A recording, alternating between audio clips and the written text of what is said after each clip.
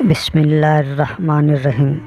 अस्सलामुअलैकुम दोस्तों, जब दुश्मनों ने हज़रत इमाम हुसैन को करबला के मैदान में शहीद कर दिया तो इब्न ज़ियाद ने हुक्म दिया कि हुसैन का सर काट कर मेरे सामने लाया जाए। इस पर सिमर ने जाकर हज़रत हुसैन का सर तन से जुदा कर दिया और फिर अपने सरदार इब्न ज़ियाद के सामने लाकर रख दिया। इब्न ज़ियाद हज़रत हुसैन का कटा सर देखकर बहुत खुश हुआ और अपनी छड़ी से हज़रत इमाम हुसैन के सर पर मारने लगा। उसने हुक्म दिया कि अब यह सर यजीद के महल मुल्क के शाम भेजा जाए ताकि हज़रत हुसैन के कटे सर को देखकर लोग इबरत हासिल कर सके कि जो भी हमारे बादशाह के खिलाफ जाएगा उसका यही अंजाम होगा।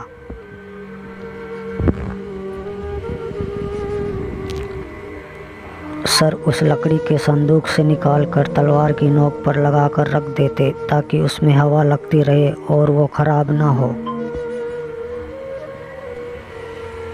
शहीदों के सर और आसिरा ने करबला यानी करबला के कैदी को लेकर यजीदी लश्कर दमिश्क की ओर जाते हुए रात के वक्त एक मंजिल पर पहुँचे तो वहाँ एक बहुत मजबूत गिरजाघर नजर आया।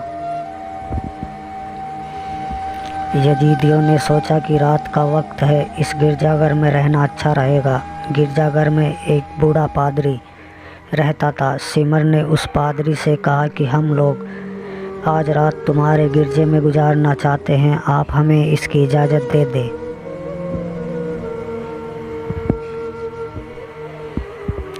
तो उस पादरी ने पूछा कि तुम लोग कौन हो और कहाँ जाओगे। सिमर ने बताया कि हम इब्न ज़ियाद के सिपाही हैं, एक बागी और उसके साथियों के अहल-ए-याल को लेकर दमिश्क जा रहे हैं। तो पादरी ने इजाज़त दे दी। उन सिपाहियों ने वो लकड़ी का संदूक एक कमरे में रख दिया और लेटकर सो गए। आधी रात गुजर चुकी थी। आधी रात के वक्त पादरी को कोठरी के रोशनदानों में कुछ रोशनी नजर आई। पादरी ने उठकर देखा तो कोठरी में चारों तरफ रोशनी ही रोशनी देखी।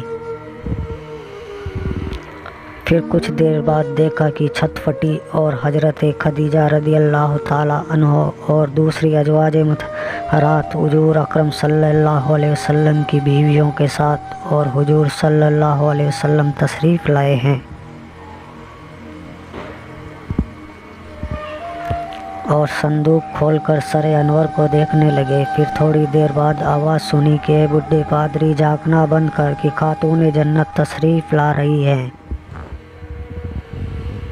पादरी ये आवाज़ सुनकर बेहोश हो गया और फिर जब होश आया तो आंखों पर पर्दा पड़ा देखा, मगर ये सुना कि कोई रोते हुए यूं कह रहा है, अस्सलामु अलैकुम ए मजलूम, गम ना कर, मैं दुश्मन से तेरा इंतकाम लूँगी और खुदा से तेरा इंसाफ चाहूँगी। ये सुनकर पादरी फिर बेहोश हो गया और फिर होश में आया तो वो पादरी बहुत हैरान हुआ और समझ गया कि इस लकड़ी के संदूक में ज़रूर कोई ऐसी चीज़ है जो ये सिपाही मुझसे छिपा रहे हैं।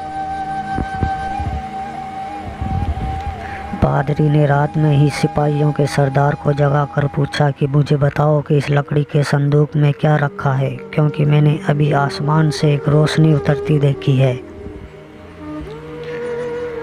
जो इस संदूक वाले कमरे में गई। तुम मुझे सच सच बताओ कि आखिर इस संदूक की हकीकत क्या है।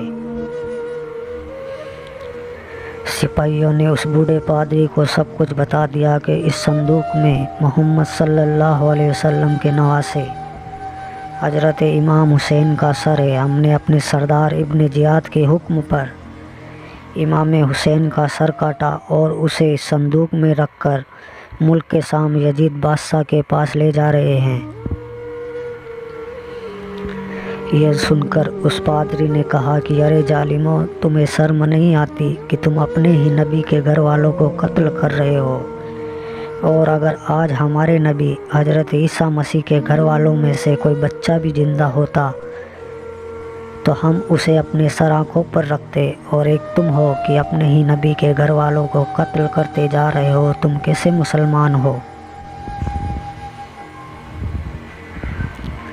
फिर उस पादरी ने सिपाहियों के सरदार से कहा कि मेरे पास 10,000 सोने की असरफियाँ रखी है, तुम वह सरफिया मुझसे ले लो और आज रात के लिए मुझे हज़रत इमाम हुसैन का सर दे दो।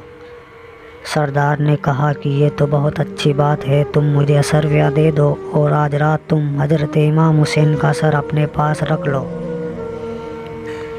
पादरी ने 10,000 असरफिया निकाल कर सरदार को पकड़ा दी और फिर हज़रत इमाम हुसैन का सर लेकर अपने कमरे में आ गया।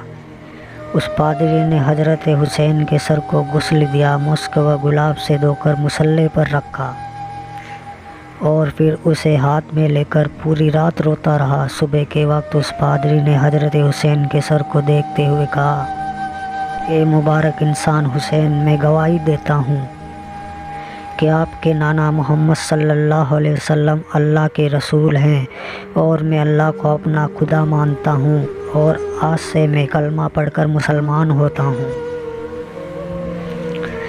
ए इमाम अली मकाम, क़यामत में आप इस बात की गवाही देना, ए हुसैन, मैं सिर्फ़ अपनी ज़ात का मालिक हूँ और इतने बहुत से सिपाहियों का मैं अकेले मुकाबला नहीं कर सकता। और फिर सुबह उसने हज़रत इमाम हुसैन का सर सिपाहियों को वापस कर दिया और वो सिपाही वो सर लेकर यजीद के महल मुल्क के शाम की ओर चल दिए।